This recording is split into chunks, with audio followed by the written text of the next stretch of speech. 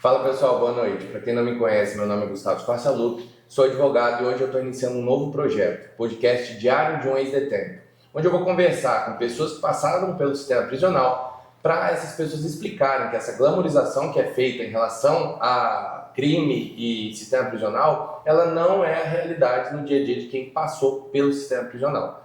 Eu vou passar a palavra aqui para a Júlia, que vai se apresentar. Oi, gente, eu sou a Júlia, boa noite, sou estudante de psicologia, estou no 10º semestre, me formo esse ano e estou aqui para acompanhar o Gustavo com os convidados que a gente for receber e mostrar um pouquinho mais dessa realidade para vocês. Hoje a gente está aqui com o Valdinei, foi meu cliente, vai contar um pouquinho como que foi o sistema prisional, que ele já passou pelo estado do Mato Grosso do Sul e pelo estado do Rio de Janeiro, vai fazer essas comparações e explicar para vocês. Valdinei, boa noite. Boa noite.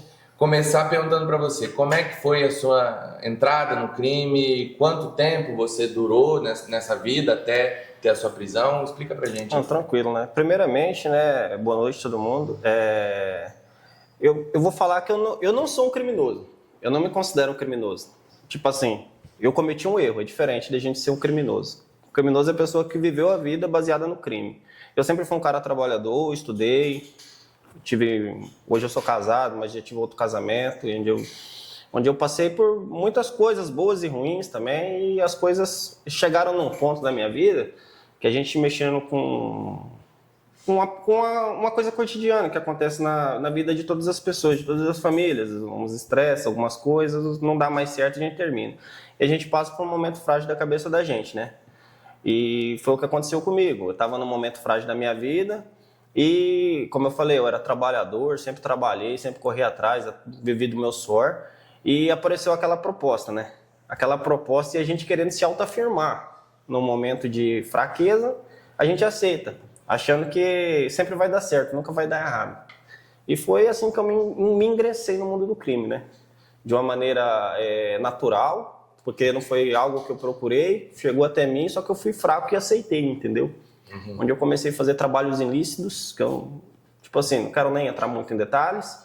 E quem me conheceu depois acha, tipo assim, que eu fui um grande criminoso por causa do meu crime, coisa e tal. E não foi porque eu sempre fui um trabalhador e por um momento de fraqueza eu entrei nessa vida e fui crescendo lá dentro. Ficou quanto tempo?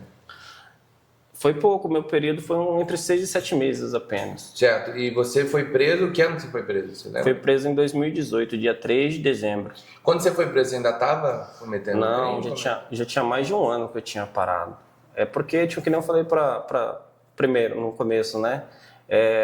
Foi um momento de fraqueza, a mente não estava legal e eu comecei a viver aquilo dali. E fiquei 6, 7 meses naquilo dali, mas pareceu anos, porque...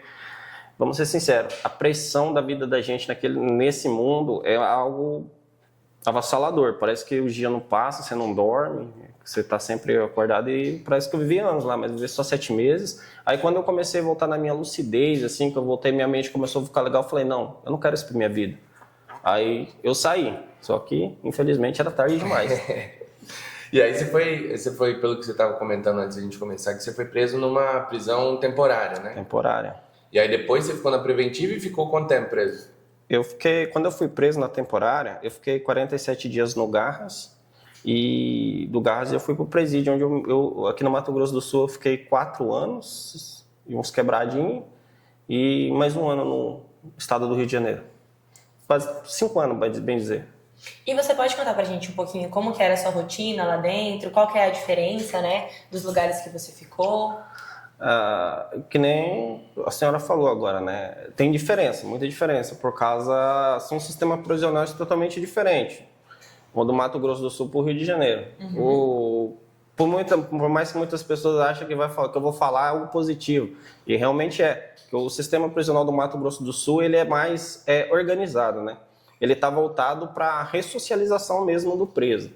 E, tipo assim, eu era uma pessoa, quando eu estava presa aqui, eu reclamava muito do sistema carcerário daqui. Mas eu precisei conhecer outros estados e pessoas de outros e outros estados para me ver que o sistema prisional do Mato Grosso do Sul, como diz, ele realmente funciona. Por quê? Porque ele te dá oportunidade, ele te reintegra devagarzinho para a sociedade.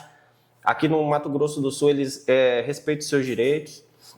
Um direito básico do preso, que é o banho de sol, aqui no Mato Grosso do Sul a gente tem esse direito, a gente toma banho de sol todos os dias, 2 horas, excede um pouquinho pelo bom comportamento. E que nem eu falei para vocês, é um sistema prisional voltado à ressocialização. Já o sistema prisional do Rio de Janeiro, ele infringe todas as leis, né? Primeiro, você não tem banho de sol. Às vezes você fica 30, 40 dias sem tomar uma única hora de sol. E quando você vai também Fica 30, 40 dias direto na cela. Na cela. Você pensa num ambiente todo de concreto, onde a água cai uma vez por dia, às vezes 2, às vezes 20, 25 presos. E você mesma cela? Na mesma cela. Aí você tem cobertores, tem tudo lá, tudo bem.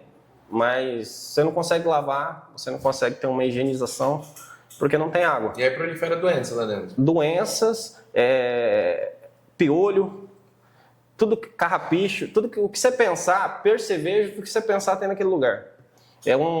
É totalmente inóspito mesmo para o ser humano. Eu não sei como é que o ser humano consegue viver num lugar daquilo.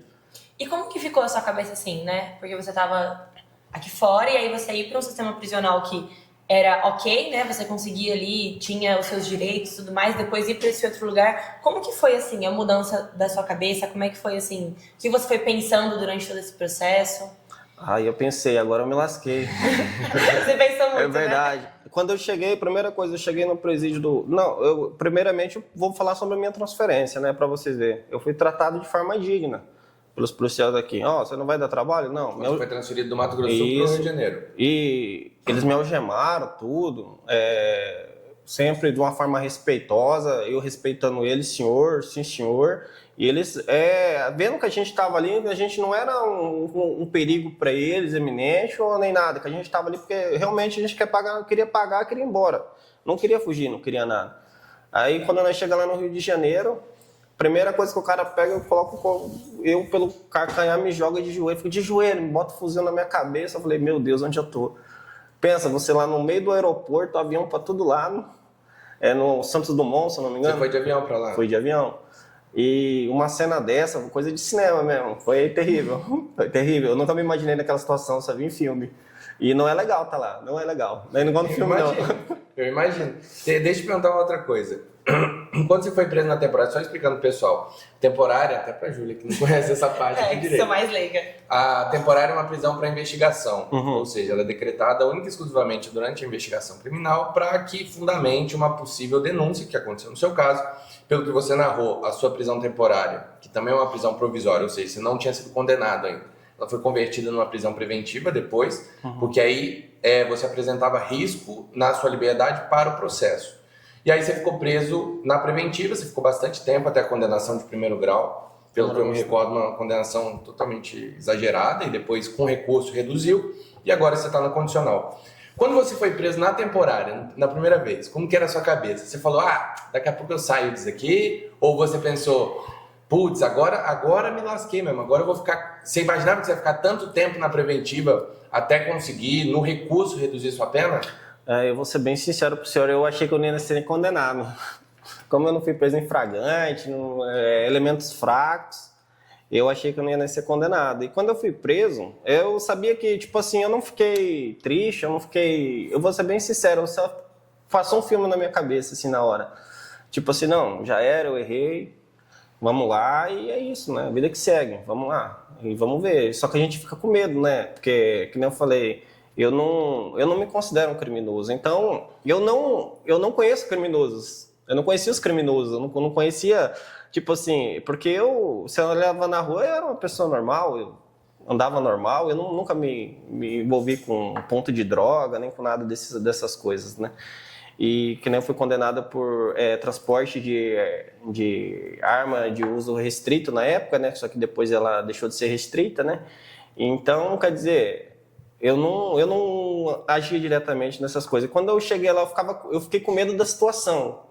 Porque eu não tinha tanto medo da prisão, assim, eu tinha medo do que eu ia passar lá dentro. Porque a gente vê muita série, muita coisa assim, muita filme, a gente acha, meu Deus, o bagulho lá deve ser louco, eu tenho que ser bravo. Não é assim não, o bagulho é tranquilo, a gente o preso, eu acho que é a melhor parte daquele lugar que te dá tranquilidade é o preso, porque ali dentro eles transformam uma família para você, sabe? Você cria companheiros e você cria amigos de verdade naquele lugar. Porque nem todas as pessoas que estão ali, elas são pessoas más, sabe? Tem pessoa boa ali dentro também. Cometeu um erro, como eu cometi, nós vai lá, a gente se junta, se dá força e a gente vai levando, vivendo um dia após o outro. Vou reformular para te dar uma alfinetada maior, porque eu acho que isso é interessante. Você disse que não achou que nem ia ser condenado. Isso quer dizer que você não acreditava no sistema, você achou que o Poder Judiciário ia virar uma impunidade. Porque você sabe que você cometeu crime, mas você achava que você nem ia ser condenado. Ou seja, você achava que ia rolar impunidade com você também. Não é que eu achava que ia rolar impunidade. É porque é que nem o que acontece na cabeça de muitas pessoas. Se a gente se basear pela lei, a lei tem frases que falam: é preferível soltar 1000 culpados do que condenar um inocente. Sim. Mas ela não se aplica, porque o homem que está por trás da caneta, ele é a lei. Ele não aplica a lei, ele é a lei. O que ele assinou ali vai ter que ser decretado e cumprido. E como eu fui preso, como eu falei, não foi preso em flagrante, já tinha mais de ano que eu não fazia nada, com elementos fraquíssimos. Já estava fora do crime quando exatamente, com elementos fraquíssimos. E até mesmo, a princípio, né, o próprio defensor falou assim: Valzinei, eu não sei o que você está fazendo aqui. Eu fiquei tipo assim: não, a hora que sair minha condenação eu vou embora, porque você não tem como me condenar. Você foi condenado a 18 anos, 19 anos. Aí foi um choque. Aí você pensou, lascou. Aí meu mundo caiu, porque eu já estava 2 anos e 8 meses preso, né? Eu falei: meu Deus, agora 19 anos, pensa, 2 anos e 8 meses. Nossa, e era hediondo ainda na época, né? Não, na verdade, quando saiu minha condenação, ela já foi legal, né? Ela não foi constitucional, porque ela já tinha caído. O decreto foi em 2019, mas Do uso restrito. minha condenação caiu em 2021. Que nem eu falei, o homem que está por trás da caneta, ele faz o que ele quer. Ele não cumpre a lei, ele é a lei. É basicamente isso. Não todos, tem uns certo, mas eu dei azar nessa daí. Esse processo foi jogado no Rio de Janeiro, né? No Rio de Janeiro. E assim, você tá falando sobre essa questão de tempo, né? Porque você falou que os 6 meses que você tava nesse mundo do crime aí pareceu que foi uma eternidade, né? E como que funciona essa questão do tempo dentro do sistema prisional? E como que funcionou, assim, a sua cabeça nesse tempo todo, né? Você ficou quantos anos preso? Eu fiquei quase... É que você não passou pelo semiaberto, né? Foi direto. Você ficou uns 5 anos. 5 anos. 5 anos. Como que funcionou, então, tipo assim, esses 5 anos que você ficou preso, né? Como é que é essa questão do tempo ali dentro e tudo mais? É engraçado isso daí, porque o ser humano, ele é realmente feito para viver em qualquer lugar, em todas as situações. Porque os primeiros dias eram anos. Aí os primeiros, daí tranquilo. Aí a gente passa a contar os dias, depois a gente começa a contar os meses. Os meses que se tornam anos. Aí quando você passa para o ano, você esquece dos dias e dos meses, você simplesmente existe ali naquele lugar. É incrível que, tipo assim, a gente aceita aquela situação e parece que o nosso mundo se baseia naquilo dali. A gente acha, é tipo assim, eu esqueci de como era viver aqui fora. Eu esqueci como era a minha vida aqui fora. Porque eu passei a viver aquilo dali. E foi, tipo assim, algo que nem tá estudando psicologia, né? É algo interessante para entender a mente humana, porque nem eu consigo explicar como é que é. Porque é uma coisa que você entra numa aceitação tão grande, que nem eu falei, quando eu estava preso aqui no Mato Grosso do Sul, ainda estava mais tranquilo, porque a gente estava até conversando sobre isso, é que o estado do Mato Grosso do Sul, ele te proporciona uma ressocialização. Você consegue ser útil para o estado mesmo preso. Você consegue... Como? Lá dentro, como que eles proporcionam isso, por exemplo? Hoje, o Mato Grosso do Sul, ele, tipo assim, para mim é referência. Como ex-presidiário, para mim é uma referência. Eu reclamei muito do sistema prisional do Mato Grosso do Sul, mas hoje eu tenho que exaltecer. Não questão, tem muita coisa para melhorar? Tem. Um exemplo, a própria alimentação. Por que o preso come uma alimentação digna num presídio? Porque é preparado pelo próprio preso. Preso, cozinhando para preso, trabalhando para o Estado, recebendo dinheiro e se reintegrando à sociedade. Pensa. Tipo assim, vamos dizer, vou comparar dois sistemas prisional. O que eu vivi primeiro, o que eu vivi depois. Se eu tivesse ido no pós, antes de passar por aqui, eu acho que hoje eu teria saído uma pessoa cheia de ódio da sociedade, cheia de ódio das pessoas. Hoje, graças a Deus, eu trabalho, eu tenho minha família. Eu vivo com o meu suor mesmo, trabalho numa profissão muito boa, que hoje em dia, graças a Deus, está muito bem, estou trabalhando bem, vivendo bem. Assim, claro que não... Mas tô tendo o maior tesouro da minha vida, é minha família, todos os dias comigo, meus filhos, minha mãe, meus irmãos. Então, quer dizer, hoje eu sou rico. Eu achei que um dia eu ia ficar rico, que eu precisava ganhar dinheiro. Não, mas eu já sou rico. Só que eu precisei passar lá dentro para descobrir isso. E vamos dizer, se eu tivesse ido para aquele lugar antes, que é o Rio de Janeiro. Exatamente. E eu não estou falando de facção, porque eu nunca entrei numa cadeia de facção, mesmo no Nelo. Eu acho que eu teria saído uma pessoa muito suja de lá. Porque a gente é o que a gente vive. A gente como a gente é tratado. É que nem você pegar um cachorrinho. Você pega um cachorro, o preso é quase um cachorrinho. Porque ele chega lá dentro a primeira vez, acuado, com medo, ele é totalmente dependente das outras pessoas. Se você cuidar bem dele, tratar bem dele, ele vai retribuir. Ele vai ser manso, vai ser tranquilo, vai ser calmo, vai te obedecer. Agora, se você tratar ele mal, ele vai ser um pitbull, ele morde até o dono. Vai ser um pitbull bravo. É o que acontece no sistema. E o sistema prisional é isso daí. Você é quase um animal. Você é tratado como um animal naquele lugar. E você sai de lá um animal. Como eu passei por aqui pelo Mato Grosso do Sul antes, como eu falei, hoje tem muitas empresas que investem. E porque hoje em dia o serviço braçal, o serviço manual está escasso. Está escasso. Então, empresas veem oportunidades no sistema prisional. E é bom para o Estado, bom para o preso e bom para a empresa. Bom de obra barata, boa e qualificada. Porque eles mesmo qualificam você lá dentro. Sim. E você, a partir do momento que você tem um bom comportamento, você passa a poder entrar nessas empresas. Seja, como eu falei, numa cozinha, seja numa oficina, alguma coisa, mas tudo é remunerado, tudo te reintegra à sociedade, te dá uma profissão lá dentro. Você começa a viver do trabalho lá dentro. Aí você sai, você aprendeu a viver do trabalho lá dentro, você vai viver do trabalho aqui fora. Agora, se você viver num lugar onde as pessoas te chutam, te maltratam, tiram o que você tem, você vai sair e você vai querer pegar de volta. Essa é a diferença. Você falou sobre essa questão do porquê que isso acontece, né? A psicologia mesmo explica isso. Ela fala que o ambiente é que molda o sujeito. Exatamente. Né? Tem até um experimento que a gente até conversou sobre ele, que é o experimento de Stanford. Quem quiser dar uma pesquisada sobre é bem legal. E ele fala justamente sobre isso, né? Porque ele era um psicólogo e ele colocou várias pessoas que não teriam indícios a serem pessoas agressivas, nem nada dentro de uma prisão ali fictícia, e colocou quem ia ser preso, quem ia ser guarda, e as pessoas começaram a assumir tanto aqueles papéis que o experimento acabou dando errado.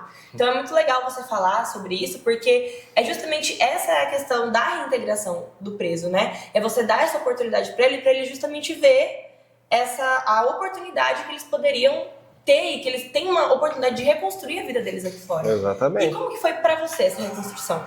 Aqui fora? Aqui fora, que nem eu falei pra você, lá dentro mesmo, eles deram oportunidade, eu saí com, tipo assim, mesmo eu passando um ano naquele lugar, que eu não gosto nem de lembrar daquele lugar, meu Deus do céu.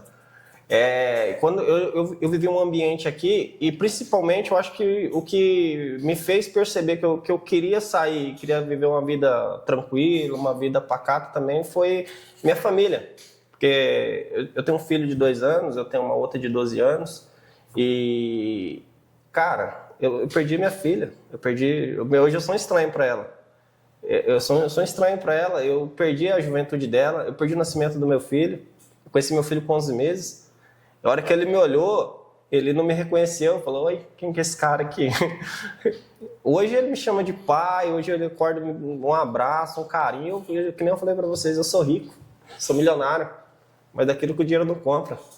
O que o dinheiro compra vai embora, o Estado pega de volta, e minha família não, minha família é minha, entendeu? É maneiro. E pegando esse gancho, a gente vê muito, inclusive a gente estava comentando antes, da questão da mídia, né? Dando uma exaltada no crime, várias séries, músicas, e enfim.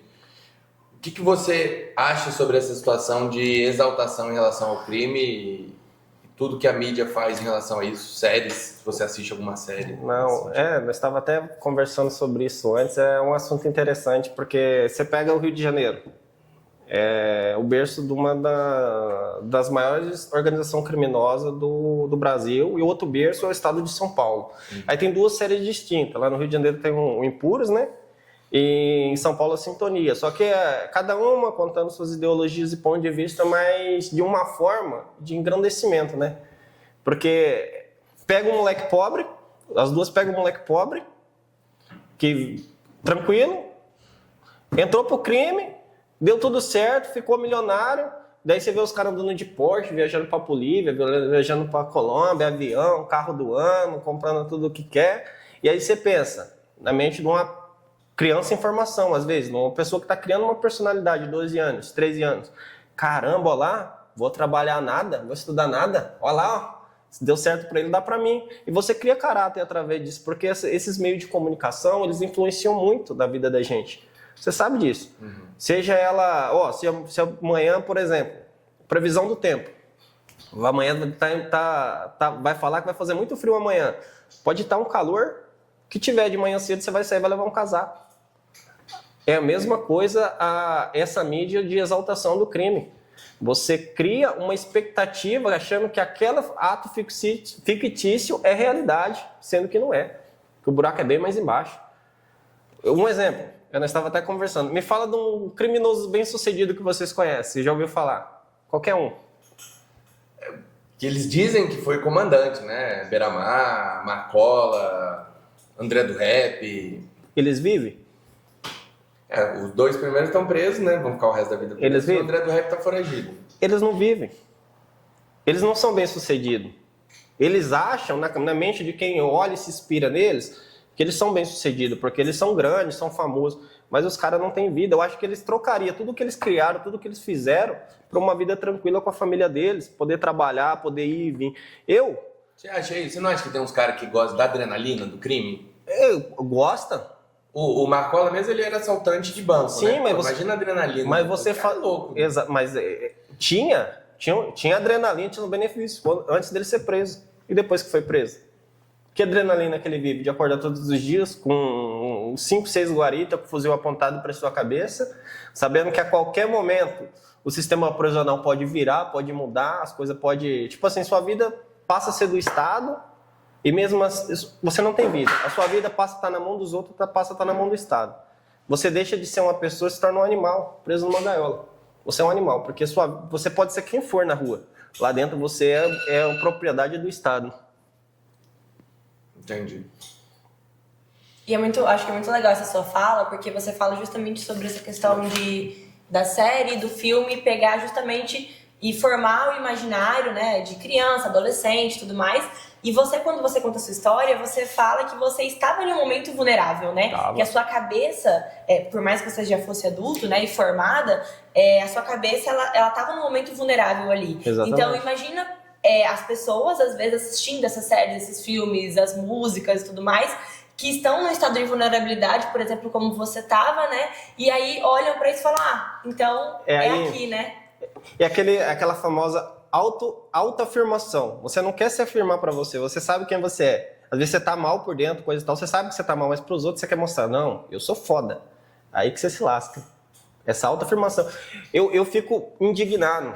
Nossa, quando às vezes eu tô assistindo um vídeo no Facebook ou no Instagram, eu vejo esses menininhos de Alphaville aí, gurizada, nasceu em berço de ouro, tem o mundo, o que eles quiserem, no mundo eles vão ser, seja um médico, seja seja advogado, porque além da profissão, ele tem um contato da família, um engenheiro, tudo ele tem um mundo ao seu alcance.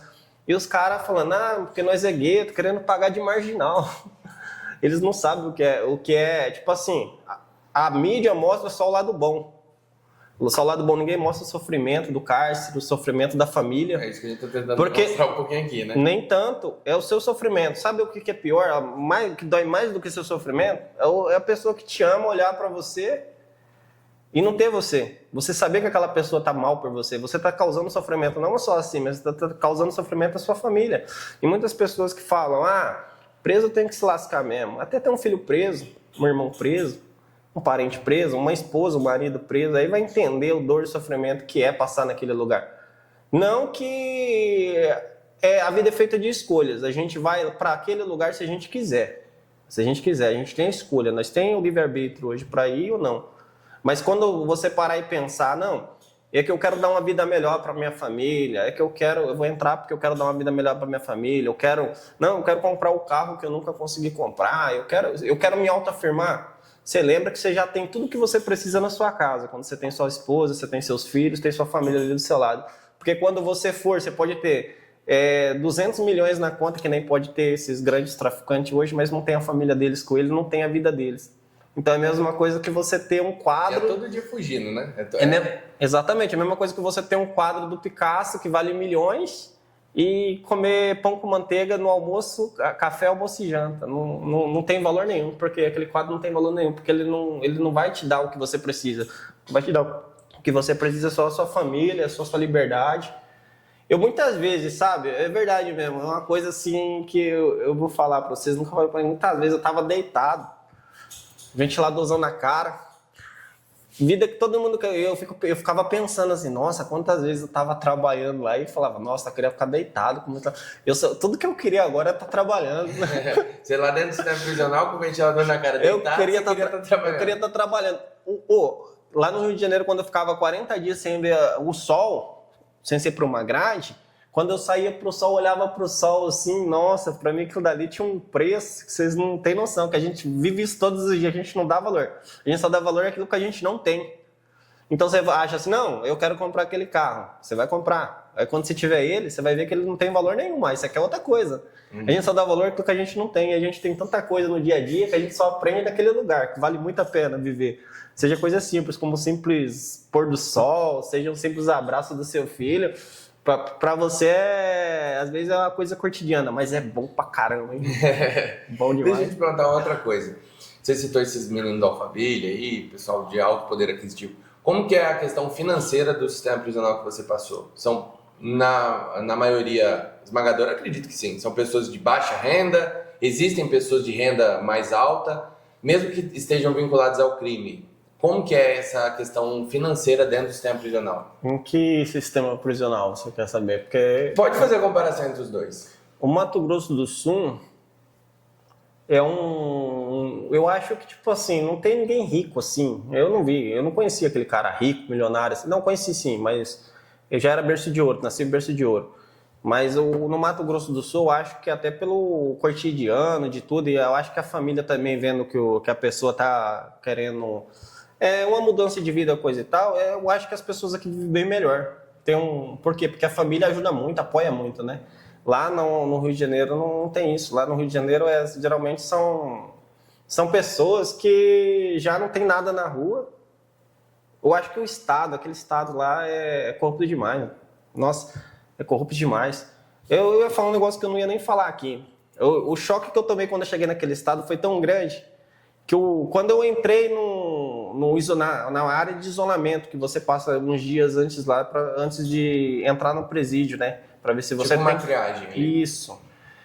O agente penitenciário falou bem assim, gurizada, achando que nós... Não gurizada, ele fala, gurizada é uma gíria mato-grossense. Fala, rapaziada, lá na rua vocês roubaram o Estado, agora o Estado vai querer pegar tudo de volta. E realmente é uma coisa de louco, o tanto que eles te extorquem naquele lugar. Se você tiver uma camisa, eles vão querer para eles.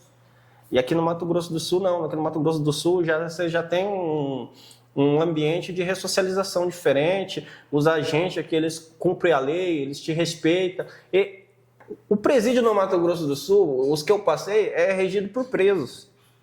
Como assim regido por preso manda lá? Não, quem manda lá é a polícia. Mas quem faz a parte administrativa do presídio, que zela do presídio, seja ela na limpeza, seja ela fazer alimentação, seja ela na parte burocrática, enfermagem, é tudo preso. Lá no Rio de Janeiro não é assim? Não, lá no Rio de Janeiro você não tem nada. As pessoas que vêm são todas de fora para fazer o serviço. E não fazem. É tudo terceirizado lá. Não fazem. A enfermagem lá é de fora. Só que você vai lá, 90% das vezes é porque você está com algum fungo, bactéria, furungo. Por quê? Por causa da própria condição que você vive naquele lugar. E chega lá, eles falam, não, você está bem, mete uma injeção em você e vai embora. E é isso aí. Você viu muita gente morrendo dentro do sistema prisional? Viu alguém morrendo? Vi. Mas morte matada ou morte morrida? Morte morrida. Lá onde eu estava, muitas pessoas morrem por causa de tuberculose. Você pegou a época do Covid, né? Peguei. Como é que foi essa época do Covid? Nossa, verdade. A época do Covid foi... Qual dos dois sistemas prisionais você quer saber? Nos dois. Aqui no Mato Grosso do Sul foi uma coisa até bonita de se ver como é que foi. Por quê? Porque a direção chamou os presos e falou assim, preciso da colaboração de vocês. Preciso que vocês ajudem a gente. Como assim a gente ajuda vocês? Não, porque a gente estamos passando, como vocês veem, vocês têm televisão, a gente estamos passando por uma época de pandemia, então não vamos ter visita. Vocês não vão ter visita, mas não é só por causa de vocês, também é para o zelo e proteção da família de vocês. Eu acho que todo preso entendeu isso daí. Uhum. Mesmo sentindo a falta do afeto, do carinho da família, o mais importante é ter a família, né? Então todo preso... Aí, o que aconteceu? Eles pediram nossa colaboração para fazer isso, para alternar o sol, para não ter aquela aglomeração, só que não tem como não ter aglomeração com a cela com 50 presos, né? Sim. Tinha, né? Aí foi uma coisa bonita de se ver, por quê? Porque daí chamaram todos os representantes de cada pavilhão para uma reunião. Os presos mesmo pediram essa reunião e fizeram. Aí enquanto muitas pessoas ficam se martirizando, falando assim, não, eu quero aquelas pessoas mortas todos os dias, 3 vezes ao dia, aqueles presos lá mesmo que as pessoas falam tão mal, eles se reuniam 3 vezes por dia para orar pela vida das pessoas aqui fora. Um círculo de oração, todo mundo quem não era obrigado a participar, mas era obrigado a respeitar. Era uma coisa bonita de se ver aquelas pessoas orando pela família e clamando a Deus para Deus poupar a vida da família deles. Ninguém estava querendo saber de si próprio ali no momento. Era tipo assim um ato de amor ao próximo mesmo. Foi uma coisa bonita de se ver, sabe? Foi muito, muito, muito marcante aquilo da minha vida. Eu guardo até hoje, porque tem uma música do Racionais que fala: no lixão nasce flor, né? Eu vi a flor ali aquele dia. Muito floresceu, bom. Coisa linda mesmo. Foi bonito de se ver. Até arrepiei. É sério. E a questão da contaminação, da pandemia, com muitas pessoas, aqui no Mato Grosso do Sul, foi o estopim, né? A época de alta, tinha contaminação. Foi até engraçado. Só te explicando, teve alguns clientes meus, eu ia lá atender, os caras falando, o cara tava sem ar, não conseguia respirar, e o cara desmaiando por falta de oxigênio. O senhor começou a divulgar pra mim, foi bem nessa época. Foi? Foi. E foi uma coisa assim, engraçada, entre aspas. Por quê? Porque daí esvaziaram o pavilhão e falaram, todas as pessoas que tiver infectado vai ir para aquele pavilhão para isolar, coisa e tal, né? E daí chegou um ponto assim que o pavilhão tava vazio, não tinha ninguém lá. 2, 3, 4 só testando positivo e poucas pessoas. E ficavam uns dias ali e saía. Uhum. E eles fizeram também a área das pessoas que chegavam da rua. Eles deixavam 15 dias de isolamento num lugar separado para não proliferar lá dentro. Aí tava todo mundo, não, vocês estão bem, gurizada, conversando, um preocupado, não, tá tudo bem. E todo mundo abatido, né? E tá todo mundo bem. Tava todo mundo bem, todo mundo abatido, todo mundo com febre. Tá bem? Não, tô bem, não, tô febre não, tô tranquilo. Porque a pessoa não queria sair daquele âmbito. Por quê? Porque você cria laços ali dentro. Uhum. Laços familiares, aquela pessoa que... Tipo assim, é engraçado, porque a gente fala uma família, mas como é que você vai criar uma família no lugar? Você pensa, você acorda junto, você almoça junto, você dorme junto, você assiste TV junto, você cria um afeto por aquela pessoa do seu lado ali. Aí, teve uma hora que eu não aguentou, falou assim, gente, eu não aguento mais, eu tô mal. Aí todo mundo, eu também. Como é que vai colocar todo mundo no isolamento? 200 pessoas no pavilhão, todo mundo mal. Já tá aí, o isolamento aí mesmo, vai. Deixa quieto, ficaram lá mesmo, foi engraçado. Isso foi no penal, né? Foi no Instituto Penal. Ficou feio, né? Ficou feio. Morreu gente e tudo. Quando morreu a primeira pessoa lá, nossa, porque... É difícil você passar por uma pandemia, mas você passar por uma pandemia preso é difícil pra caramba.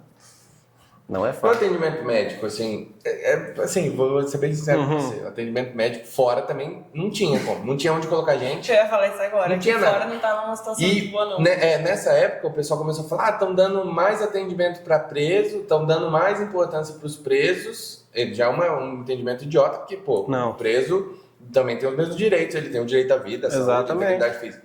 E aí estavam falando, mas eles vão ter preferência em vacina, eles estão tendo melhor atendimento do que as pessoas aqui fora. Como é que foi esse atendimento, pelo que você vivenciou? Em relação à vacina é verdade. O preso tem preferência, seja na vacina gripal, seja qualquer vacina, tem, por quê? Porque é uma área de risco, né? Uma zona de risco. Porque na sua casa você consegue se isolar a sua família. Você mora 3 pessoas numa casa, ninguém entra, ninguém sai, tranquilo, você consegue ter um isolamento. Como é que você vai isolar num presídio de rotação, onde todos os dias as pessoas saem e todos os dias a pessoa entra? Onde você, tipo assim, onde mora 50 pessoas num cubico de 30 metros quadrados, olha, se um pegar, todo mundo pegou. Aí você vai ter o contato com a pessoa de outra célula, todo mundo pegou. Então, sim, é verdade. Lá a vacinação chegou primeiro e o atendimento médico... Eu não passei pelo Rio de Janeiro, nunca fui no médico lá, porque não conseguia. Que nem eu falei para vocês, a pessoa vem de fora, ele vem para receber o salário, não vem para te cuidar. Então, eu nunca passei pelo atendimento médico lá. Agora, o atendimento médico aqui nos presídios do Mato Grosso do Sul, aqui, que não onde eu passei, eu não tenho que reclamar, não. É a mesma coisa com um posto de saúde numa vila. Tem um médico, tem uns horários, você tá mal, e eu acho que eles tratam isso muito bem. Você pede atendimento, eles te encaminham para o atendimento. É um posto de saúde no meio dos presídios, de todos os presídios. Então, não, mas então o Estado gasta com 4 postos de saúde ali em 4 presídios? Não, é um só, mas o atendimento é digno, você chega lá, é respeitoso. Sempre que eu passei mal, que eu precisei, eu fui bem tratado. Na realidade, acredito que são 2, porque tem um complexo de presídios ali no Noroeste, que aí vai estar a Máxima, o Centro de Triagem, o Presídio de Trânsito, Instituto Penal e o Presídio Militar, e aí tem a unidade de saúde ali para trás. Sim. Você conheceu por dentro, eu tô falando por fora. E na Gameleira agora, que são presídios segurança super máxima, né? Como se não bastasse já máxima. Lá eu acho que tem outros centros de saúde ali, vamos colocar. Deve ter. Eu não cheguei, na minha época, não cheguei a conhecer esse sistema prisional, mas não é muito bem falado lá não. Não, lá diz que é bem... Lá é complicado. Diz que é bem sofrido, e diz que agora o primeiro lugar que você vai para lá antes de ir para os presídios, nossa... Então, eu vou dizer aqui, o nosso sistema prisional, ele é totalmente confuso, né? Porque quem manda no sistema prisional, ele é a diretoria penitenciária, ela é basicamente um órgão do executivo. E quem coordena isso, quem fiscaliza isso é o Poder Judiciário. Só que é independência de poderes, né? Um não pode meter o dedo no negócio do outro, né? Então, a gente nunca sabe o que vai acontecer. Por exemplo, tive um cliente que foi preso faz umas 3 semanas por descumprimento de medida protetiva. Era para acontecer isso, para ele ir para a super máxima, que era o que vinha acontecendo, para ele ficar numa triagem ali e ser encaminhado para outro presídio. Porque você sabe como é que é. Se for um presídio de facção, o cara não pode entrar lá se ele não for de facção.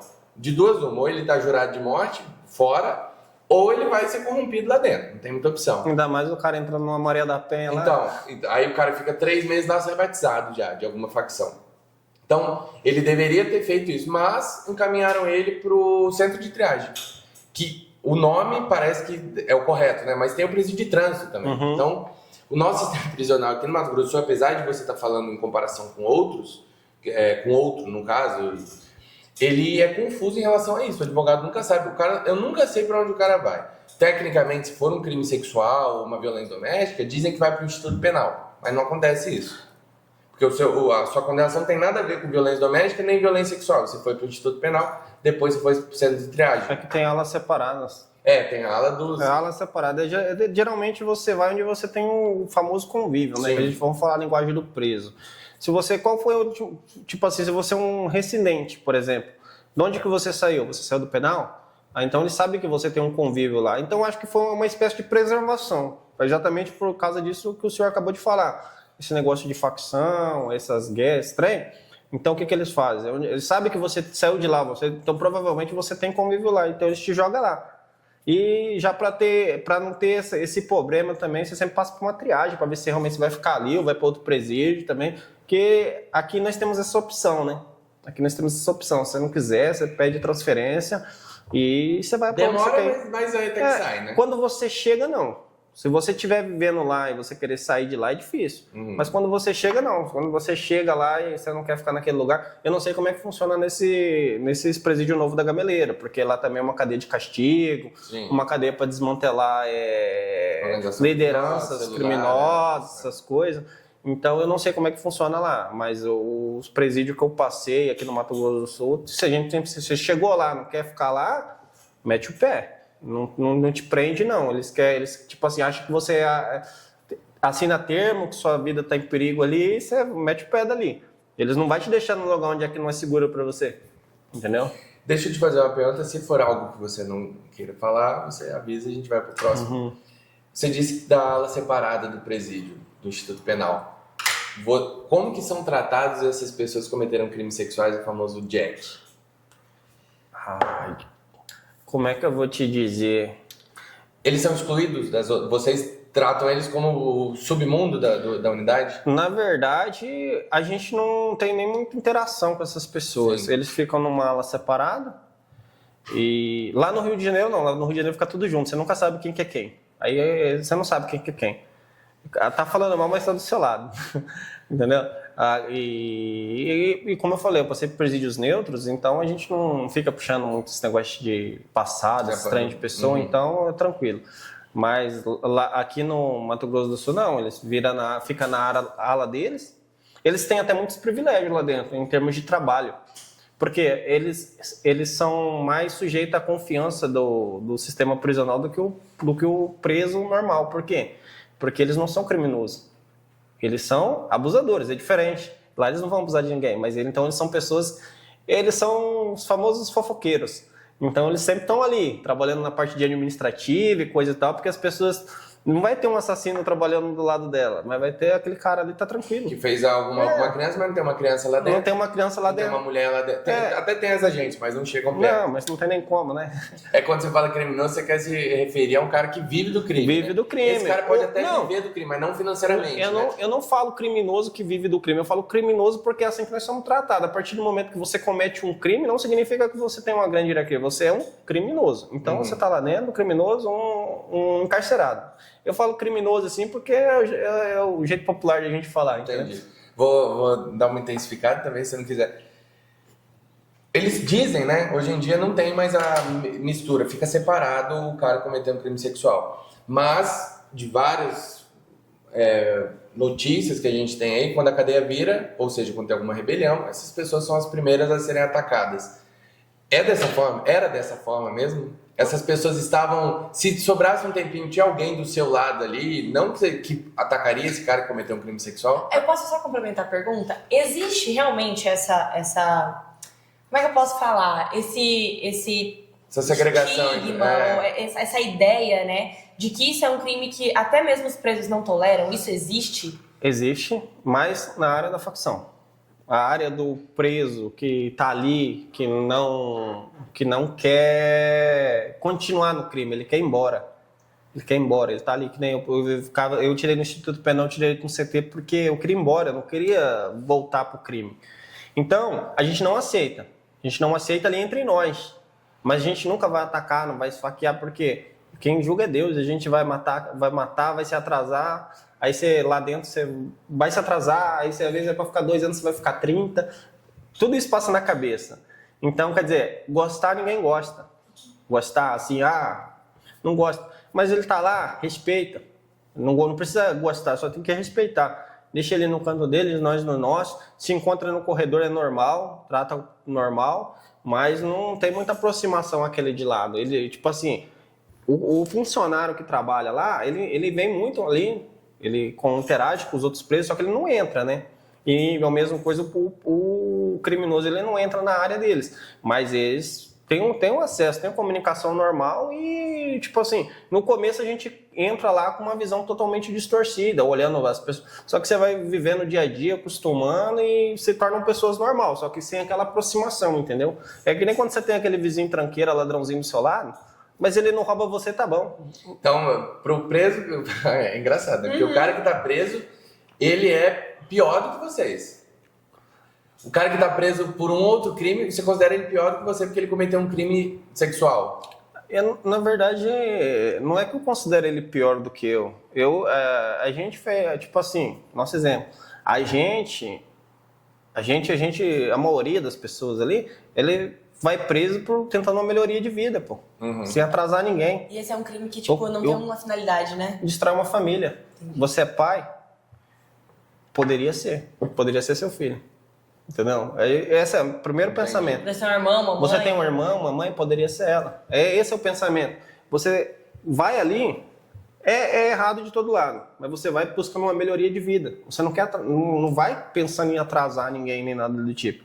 Você destrói uma família. Eu acho que é quase como se fosse um genocídio. Criança se mata, pais, acaba com a vida. É Sim, complicado, é um assunto delicado, eu não gosto nem de prolongar muito, mas o pensamento é esse, a gente sempre se bota. A gente, como a gente vive em confraternidade ali, é o que nem a gente cria laço, a gente acorda junto, dorme junto. A gente cria uma família, uma unidade, aí você pensa na sua família sempre. 24 horas pensando na sua família, e você vê uma pessoa daquela dali, não que você vai ser o justiceiro, mas você pensa na sua família em primeiro lugar, entendeu? Entendi. Não, eu acho engraçado, vou até contar uma história aqui. Eu tive um promotor que eu fui fazer um júri com ele uma vez, e aí ele é corintiano, né? Aí ele me contou que era corintiano, eu falei pra ele, pô, doutor, o senhor tá acusando seus pares aí, né? Corintiano, né? A gente você é palmeirense, né, Valdir? Não, botafoguense. Botafoguense. É doido, né? Agora é pior. O mês é meu ano. Eu tô 30 anos esperando isso, 30 anos esperando isso. E aí esse promotor, eu zoei ele, né? Brincando ali no intervalo do júri. Aí ele falou, você viu ali o Cuca? Que era a época que o Cuca tinha sido tirado do Corinthians pela Gaviões da Fiel, por conta da vinculação dele ao crime sexual, bem antigo, enfim, não vou entrar no mérito do que é ou não. Aí ele virou, você viu o Cuca? Ele falou, nem nós corintianos aceitamos o Jack, nem o bandido aceita o Jack, por isso que eu perguntei isso. Acho engraçada essa questão. Também vou entrar em outra, você quer perguntar alguma coisa? Não, pode perguntar. Eu tô uma pergunta. Valdinei, eu sei que você não usa droga. Nunca. Como que é a utilização de droga dentro? A cela, é uma cela para uso de droga? Existe isso? Como é que é a questão de... Porque eu não vou gostar que o cara fique fumando maconha do meu lado. Você não fuma maconha. Eu vou te dar um exemplo. Não falando de mas assim, você quando chega na casa de uma pessoa, você vai mudar o jeito da pessoa cuidar da casa dela? Não. Antes de a gente chegar no presídio, já existia pessoas ali, sempre vai existir. Então você tem que se adequar ao lugar, não o lugar se adequar a você. Entendeu? Claro que tem normas e regras para ser seguido em todos os lugares, inclusive lá. Mas essa é um assunto delicado porque a maioria das pessoas são pessoas que usam desses entorpecentes, são pessoas de baixa renda e pessoas que são excluídas pela família, entendeu? Então, ele já não tem nada, só tem aquilo dali para a vida deles. Então, a gente vai, como é que se diz, oprimir aquelas pessoas, não tem como. Então, a gente se adequa ao lugar, não o lugar vai se adequar a nós. Então, é normal. Às vezes, você tem que acostumar com aquilo dali, entendeu? E existe uma hierarquia lá dentro? Existe. Sim. Em todos os lugares que você vai, seja ela numa escola, seja ela na área de direito, você sempre tem uma hierarquia lá dentro. Existe hierarquia. E assim, essa hierarquia, ela é parecida com isso que você falou? Tipo, quem chega primeiro é que vai... Depende. Depende muito da sua conduta. Se você, tipo assim, você é o que você vive. Ninguém consegue mentir 24 horas por dia. Aquele lugar lá, ela separa, é verdadeiro que separa os homens dos moleques, porque lá você vive 24 horas com as mesmas pessoas. Então, vamos dizer, você mora com 50 pessoas numa cela, um cuidando 50 e 50 cuidando um. Então, quem não pode errar sou eu. Então, se você começa a pegar um tempo lá, você vai, o seu dia a dia vai falando o que você é.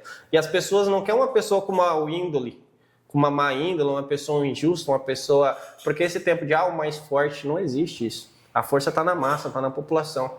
Então a população elege. A população fala, não, esse cara é íntegro, ele é justo, ele merece esse posto. Aí ele é o representante. E ele é o representante. Entendeu? Ele representa todo mundo. E a palavra dele que se torna... Voz. Vai ser o voz ali. É voz, é visão, depende do lugar. Eu já passei por essas cadeiras, eu sei como é que é. Mas, tipo assim, nunca gostei, mas a população me empurrava. Principalmente lá quando eu saí no Mato Grosso do Sul, onde a gente vivia num espaço de igualdade e de respeito. Eu vou para um lugar bagunçado daquele, a gente tenta mudar o lugar.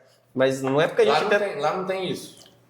Lá no Rio de Janeiro. Tem, só que é diferente. Lá é corrupto demais, é nisso. Aí sempre eu chegava, quando eu cheguei lá, saí daqui. Aqui eu era tranquilo, aqui eu não me envolvia com nada.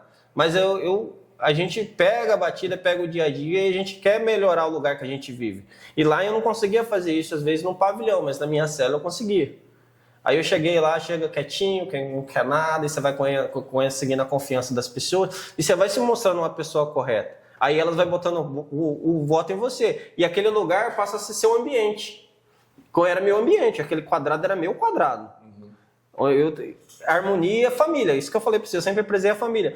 Inclusive a rapaziada saiu tudo pra rua, já morei, fica todo mandando mensagem, eles me chamam de pai. Falou, paizão, como é que você tá? Tem que vir aqui. Moço, eu não volto pra aquele Rio de Janeiro nem lascando. Vem pra cá pra nós tomar um banho de praia, pá. Eu não volto nem lascando pra aquele lugar. Nem pagando. Tem 1 milhão te esperando lá em Copacabana. Eu vou nada. É sério.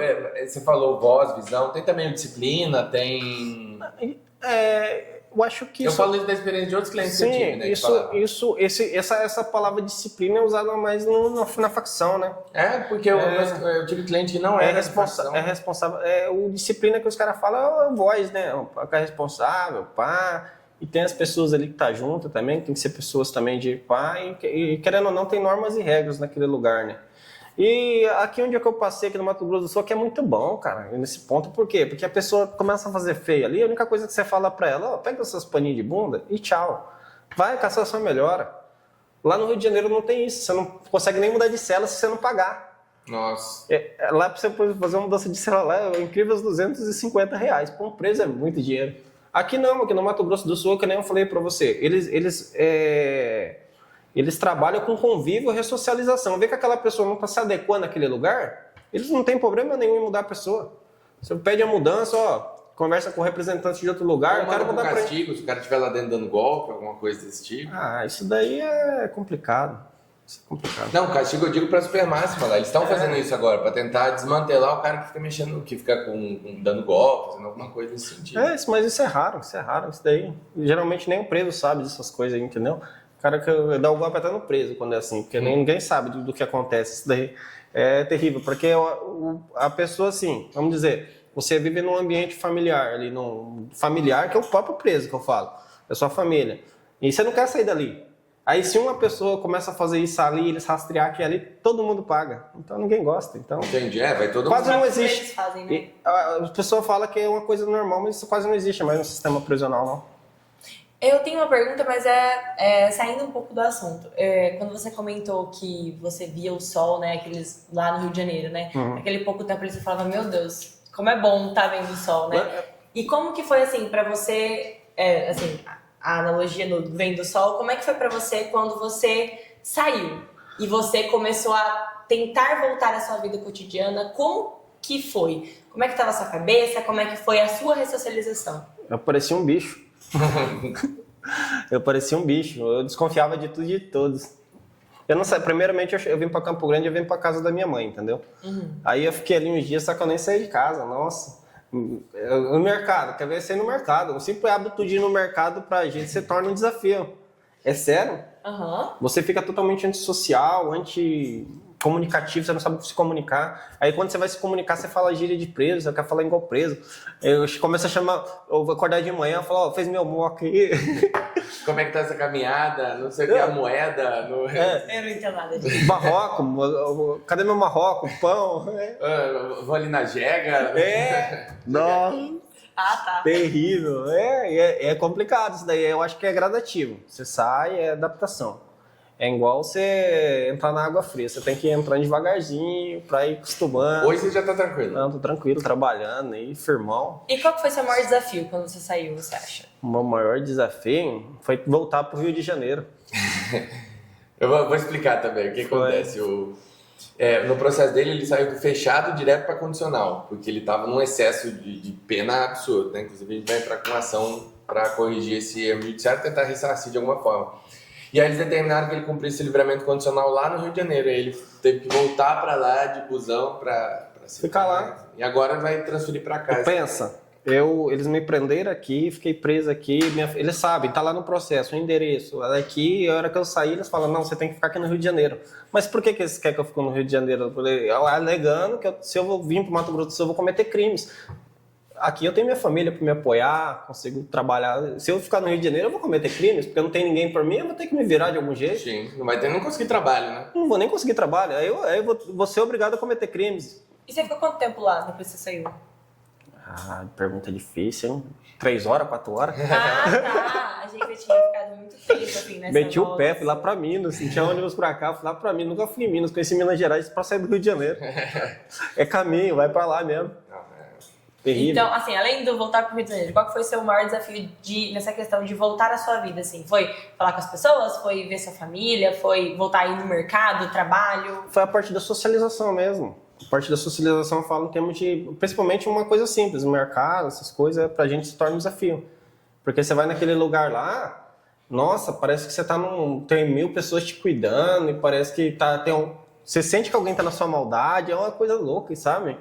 É uma coisa que eu acho que é difícil até de explicar. É igual o passarinho quando sai da gaiola, ele fica rodeando a gaiola ali, andando. Eu acho curioso porque eu tive um cliente que ele saiu e aí ele foi até o meu escritório e ele andava como se ele ainda estivesse preso, que ele colocava a mão pra trás e andava com a cabeça baixa. Ele não olhava, ele ia entrar em algum lugar, ele entrava assim. Ponto. Exato. Você não consegue olhar as pessoas no olho. Você conversa com a pessoa aqui. Porque se olhar no olho da gente, ele vai ficar bravo com você, né? Aqui no Mato Grosso do Sul, não. Lá no Rio Eles de te Janeiro. respeitam. Você tem um convívio bom. Mas lá no Rio de Janeiro, pô, você olhar no olho dele, desacato, leva você lá pra frente e fala, quer voltar pra sua cela? Aqui então, senão vai assinar um CTC. É desse jeito, já aconteceu comigo. CTC é um pai que você diz, uma falta grave. Falta grave. Tá me desacatando. Ele fala. Porque olhou no olho. Não precisa nem olhar no olho. Se ele não gostar de você, ele já faz isso. E Então você não quer chamar atenção, você nunca vai olhar no olho dele. chega a ser cômico a gente falar, né? Igual você falou, da pessoa andar olhando pra baixo, né? Vocês estão comentando, porque como a pessoa fica condicionada, né? Você entra num modo de funcionamento ali dentro e aí sair aqui pra fora, você ainda tá, mesmo você trocando o ambiente, até o ambiente te moldar e você moldar o ambiente novamente, demora um tempo. Exato. E você sabe qual que é a coisa mais triste você ser lá dentro? É saber que tem pessoas boas que vão ficar muito tempo naquele lugar ainda. Tem pessoas, sabia? Que nem eu falei pra gente que é um âmbito familiar lá. O mais difícil também, isso daí é uma coisa difícil. Lá no Rio de Janeiro você também criou um vínculo familiar? Cria, que nem eu falei até hoje. É verdade, Paizão. pai. E aqui também, tem um amigo meu, tipo assim, ele é tão... 18 aninhos ele tinha, ele foi fazer uma melhoria, precisava de um dinheiro para pagar uma conta, foi roubar. Aí foi com um parceiro dele, ó, pra você ver como é que às vezes a gente não faz, mas a gente estamos sujeito a pagar por algo grave. Algo grave sem ter feito, sabia? Ele foi roubar com o cara, aí ele pegou o carro do cara, sequestraram o cara para roubar o cara, vamos dizer, né? Aí o rapaz que foi com ele, se excedeu e não esfaqueou o cara, não matou o cara, preso por latrocínio com 18 anos, 27 anos de cadeia para cumprir. Acabou com a vida dele. E no direito penal ele vai acabar respondendo, porque ele deveria pelo menos prever que esse resultado poderia acontecer. Ele estava junto. Não concordo, ele estava junto, mas assim, é o que a gente diz.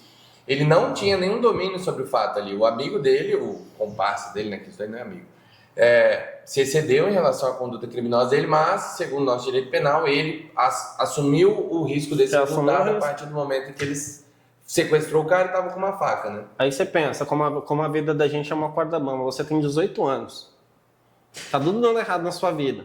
Aí chega aquele amigo seu e fala assim, vamos ali fazer uma fita? Esse cara tem que pagar o aluguel, pelo menos um exemplo, vamos dizer, tem que pagar o aluguel. Ou senão você tem a filha, ela tem que pagar uma pensão, coisa e tal. Você vai lá para... Claro que não é certo. Tanto que a mente da gente é fraca e a gente é corrompido por pouca coisa. Você pega e vai.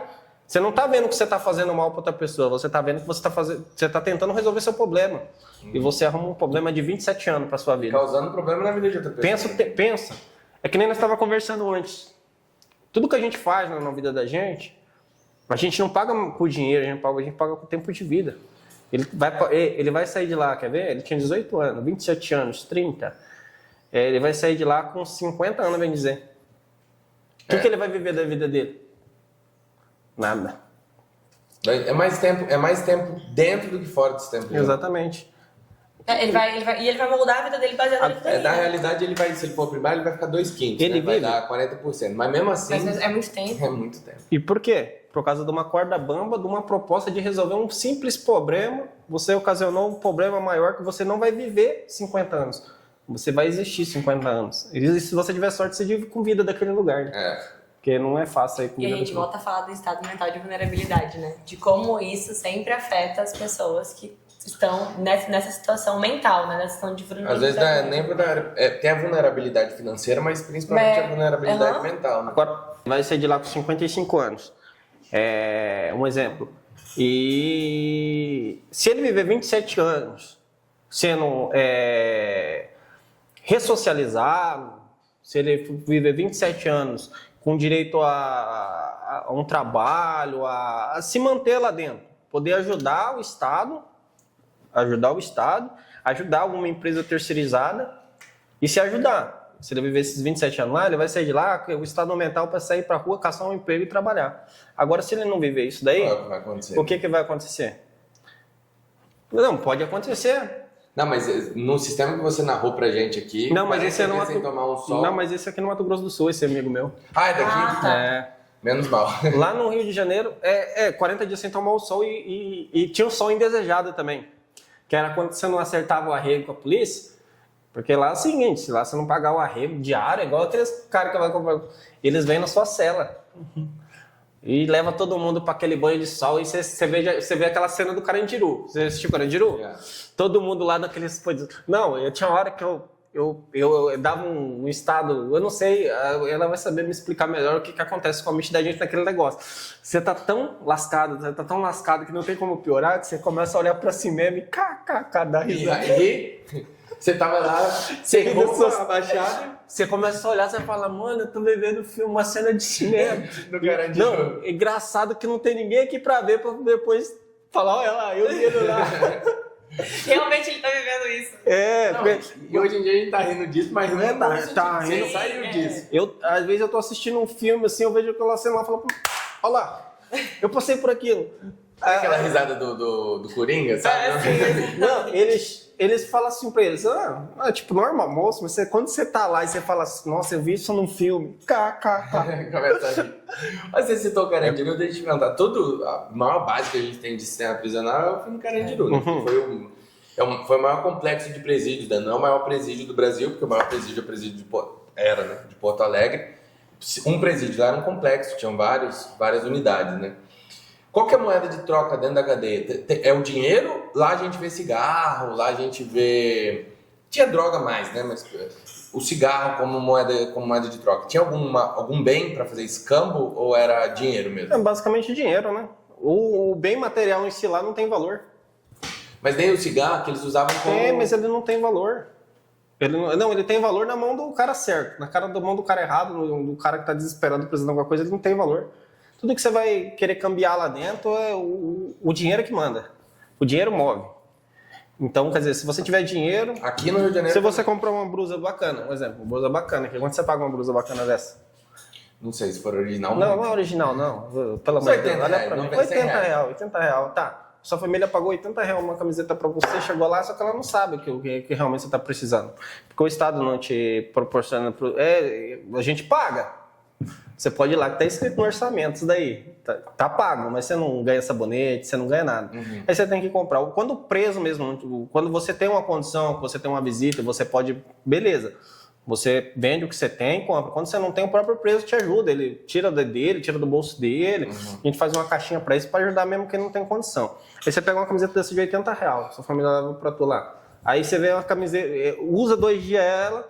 Daqui 3 dias você está comprando ela por 10, 15 reais. O preço mesmo vendendo, a camiseta nova. Então eu me vestia bem demais lá, porque eu comprava roupa barata. Você comprava de outros preços que estavam... Exatamente. As pessoas, você quer... Mas não, eu não fazia, pô. Eles querem vender, eu quero comprar. Eu vou comprar coisa e levar para você. Não, me traz dinheiro, é melhor. Eu compro aqui. Muito Sua família visitava você? Visitava. Visitou? Até lá no Rio de Janeiro? Não, no Rio de Janeiro não. Lá é fora de mão. E sem falar que a visita lá é precária demais. Lá até nisso daí os caras te cobram, você acredita? Cobra? Se sua família te levar a qualquer coisa, se você for entrar pra dentro, você tem que pagar pra entrar. Mesmo, claro que ele não vai cobrar na sua família, porque sua família sai e fala, você vai levar pra dentro, vagabundo? Manda pra cá. É desse jeito, lá é terrível. Nossa.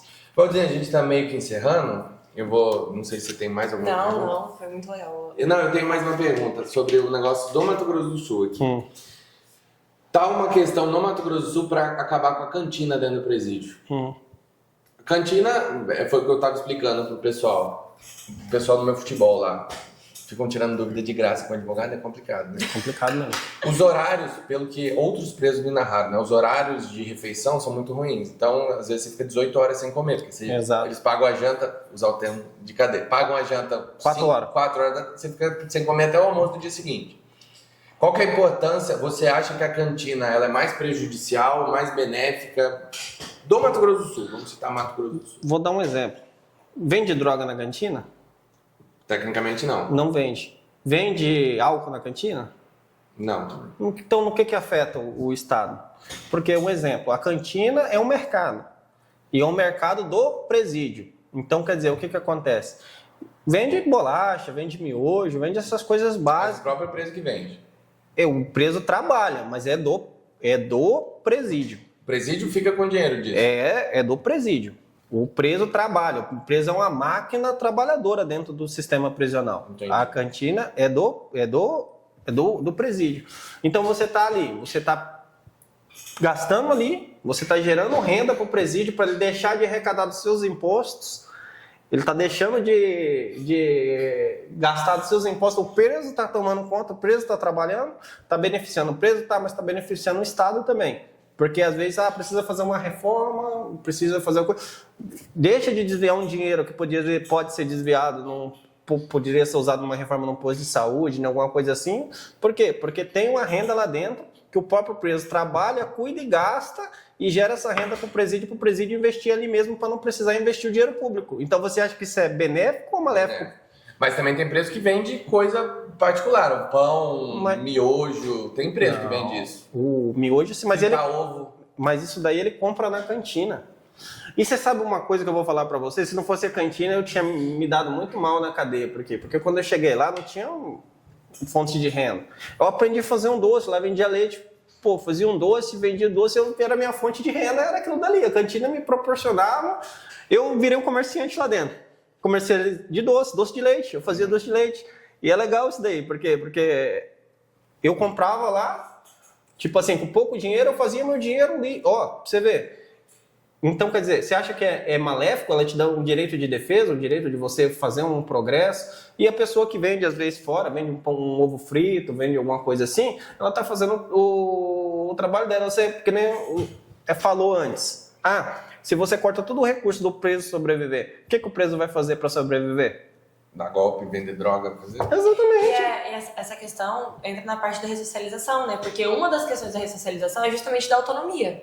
É você dar autonomia para a pessoa, para ela constituir a sua própria vida e entender por meios legais e benéficos que ela consegue ali se sustentar de uma maneira X. E você se surpreende com você mesmo naquele lugar.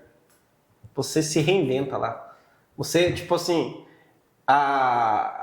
você vê o miojo lá, você quer comprar ele, você quer comer o miojo, você não quer... Não falo mal da comida do Mato Grosso, já falei muito mal da comida daqui, mas perto lá do Rio de Janeiro, meu Deus. Então você foi pro Rio de Janeiro? Rio de Janeiro eu acho que é... Meu Deus, a comida daqui é boa demais, porque é feito pelo preso. Lá não, lá vem todas umas marmitas azedas, nossa, eu nunca comi aquela comida de lá. Se não fosse a cantina, tinha... Nossa, eu perdi uns 20 quilos lá um ano.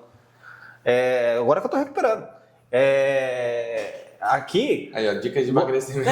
Dicas de emagrecimento. Eu não recomendo. Um exemplo.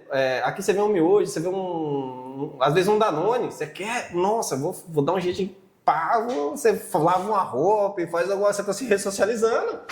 Às vezes tem um preso que tem uma visita, a mãe traz R$50, ele não quer lavar R$1 a peça? Não, eu lavo. Você faz seu corre lá dentro. Você se reinventa lá dentro. Você fala, eu que nunca faria isso, não faria o quê? Que você não passou por lá. Você faz. Tô te falando, se você precisar lavar uma roupa, se precisar cozinhar, você faz. Né? Tem preso que até faz tatuagem lá dentro, né? Todos ideias lá de dentro. No Rio de Janeiro pode, né? Não pode? Não pode, lá que pode. Tem dinheiro lá, você pode tudo. Essa daqui eu fiz lá, ó. Eu falei assim, tava na... Essas daqui são de dentro do sistema também? Também, fiz tudo lá, fiz tudo. Um mês antes disso aí, eu falei assim, nossa, eu tô fazendo tudo certinho. Pô, isso aqui ficou bonita, cara. O Curirim, regaçou. Eu não sei o que é perder, se eu ainda não ganhei, o jogo ainda não acabou. Isso não é frase de vida. E essa tatuagem é embólica, tá? Não é tatuagem à toa, você pode ver que... Não, mas essa daqui você fez dentro do presídio? Tudo. Pô, melhor do que... família? Exatamente. Ó, é melhor do que tatuador aqui fora. Tem um simbólico, ó. Pode ver que tem um relógio parado aqui, entendeu? É o tempo que eu perdi, entendeu? O relógio quebrou porque o tempo parou. tempo parou, o pôr do sol é a gente é a procura de um dia melhor. Vai vir um dia melhor. Veio, graças a Deus. É a família o que dá força, gente. Então, por isso é gratidão.